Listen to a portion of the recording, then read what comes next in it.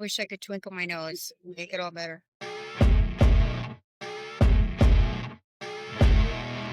Hey, everybody. Welcome back to Starve the Demon Recovery by Any Means Necessary. I'm your host, Jenna, and I'm super happy that you're here. Today is special. I'm about to go meet up with one of my sponsees who is working her fourth step. She has allowed me to record some of our sessions. Whatever questions she has, I'm sure that lots of people have those same questions. So if I can be of any help that way, that's why we're doing this. Now, you're not going to see her, but you'll be able to hear and see what I say to her. So hopefully that will be helpful to you guys. Away we go. This is what the Serenity Prayer tells us. Yeah. Accept the things that cannot change, have the courage to change things that I can, and the wisdom to know the difference. For me personally, the hardest thing for me is to accept something if I haven't done everything I possibly can to make the change I think needs to be made. So once you have exhausted all avenues of change, then you really have no choice but to accept.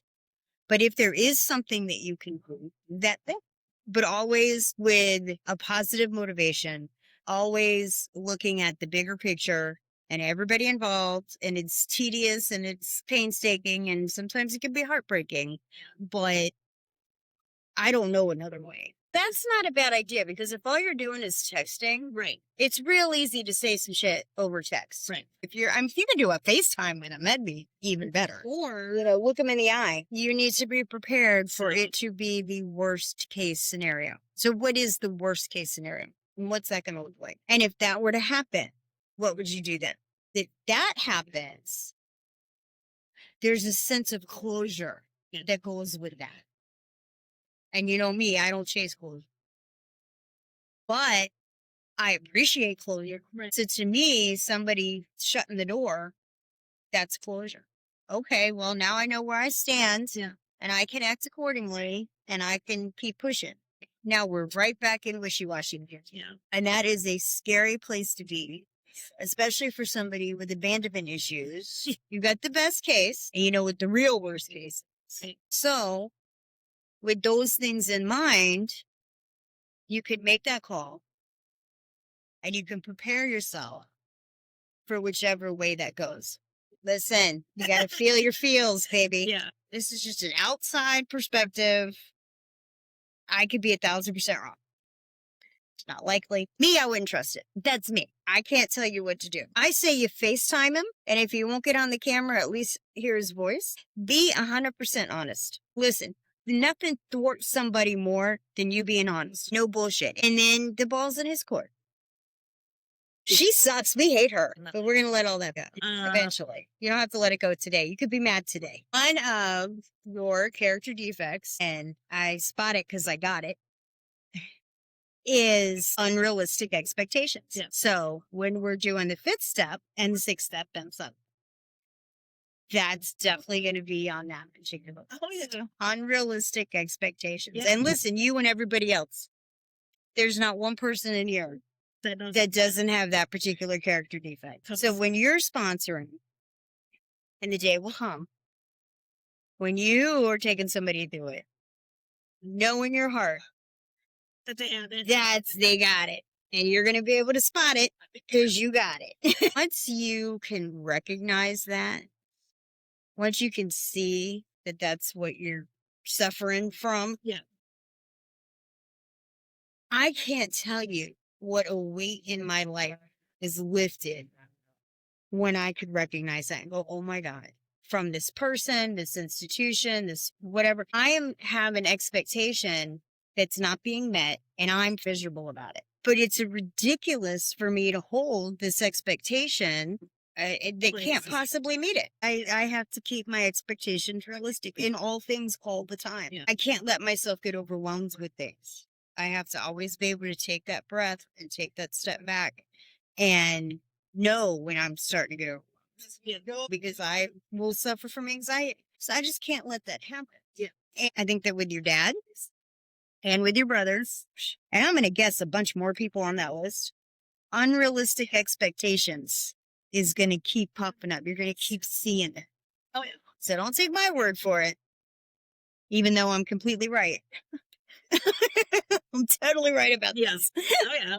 I may not be right about a lot of things, Yeah. but this, you wouldn't feel so demolished by the abandonment if you haven't been holding such a high expectation of what that relationship was going to be. Sometimes we know it's a snake when we pick it up. That's why we have that magic, what's my part column. Yeah. You know, listen, say I had a boyfriend and I knew there was these two girls that he kept kind of going back and forth with. So when I started dating them, I told him it ain't gonna be the three of us. I don't go backwards. I've never broke up with somebody and got back with them. There's a reason we broke up, and I'm gonna go ahead and keep it pushing. I'm gonna be happy that it happened. I'm gonna cherish all our good times. It ran its course, and I'm done. And now I'm over here. Don't come knocking on my door again, right? Yeah. So he was a cheater when I met him.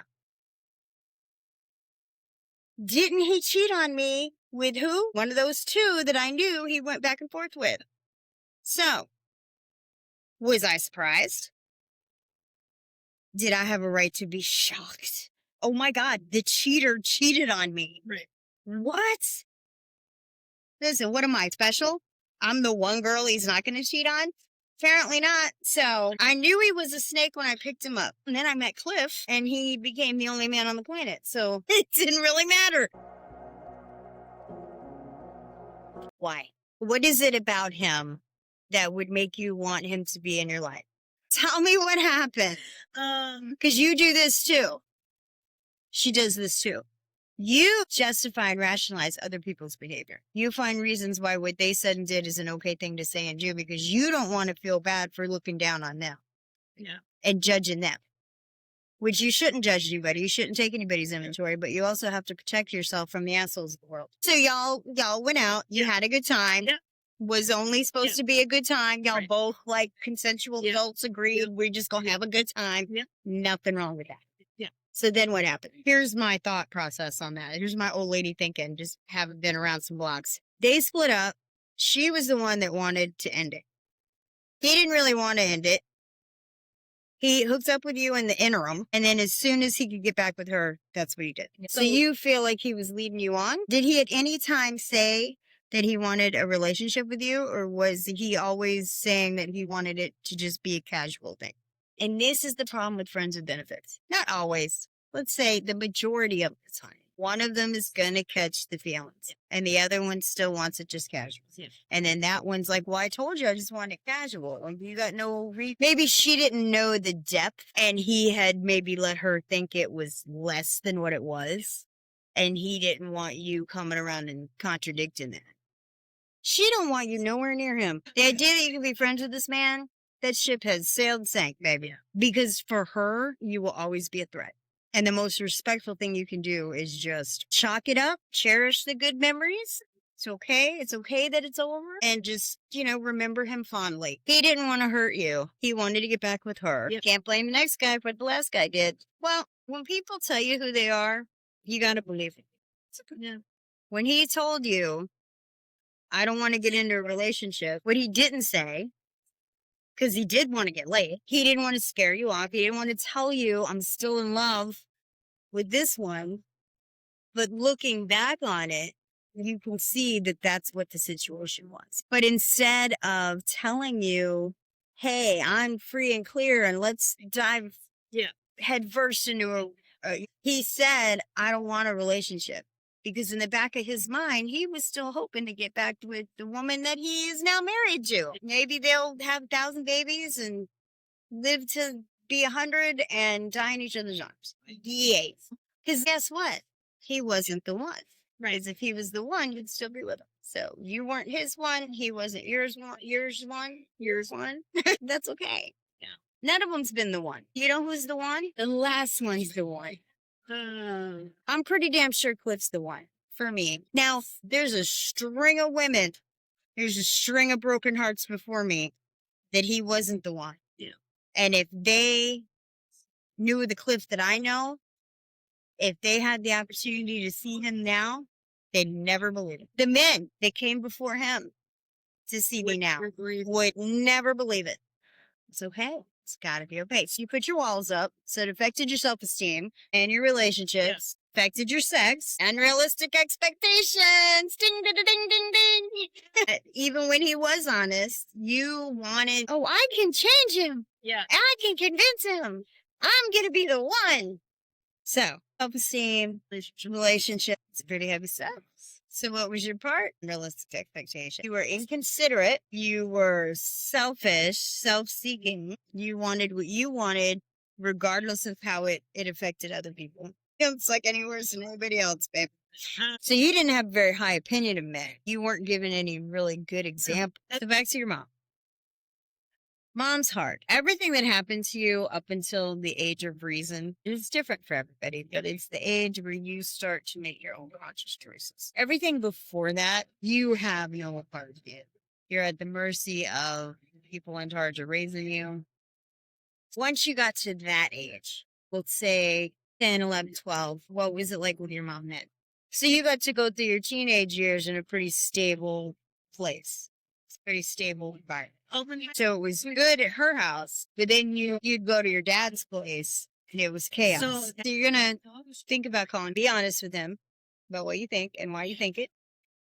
And then shut up and let him talk and really listen to what he's saying. Don't try to read between the lines. Don't try to crack the code. Let him be specific and clarify. And then don't make any decisions on that phone call. Take a breath, take a step back, and really mull over what your next step is going to be. Sleep on it. Pray about it. And then act accordingly. Don't make any rash decisions ever. Thank you. First thought wrong. Yes.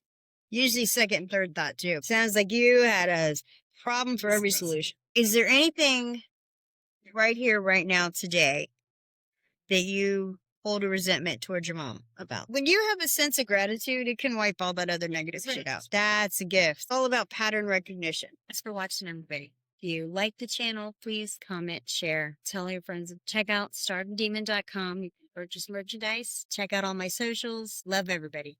Let God sort them out. Keep coming back. I'm going to keep coming back.